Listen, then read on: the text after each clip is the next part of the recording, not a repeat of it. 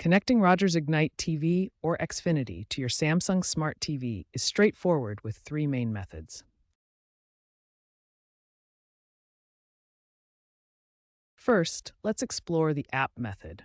If you have a Samsung Smart TV, 29 Plus for Rogers Ignite TV, 28 Plus for Xfinity, you can download the Rogers Ignite TV or Xfinity Stream app from the Samsung App Store. Log in with your account credentials, and you're ready to stream on-demand content and some live TV channels.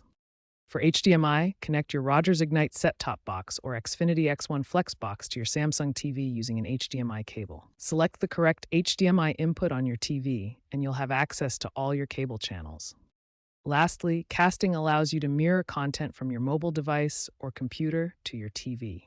Samsung's Smart View app and services like Chromecast or AirPlay offer seamless casting from the Rogers Ignite TV or Xfinity Stream app. Choose the method that best suits your needs and enjoy.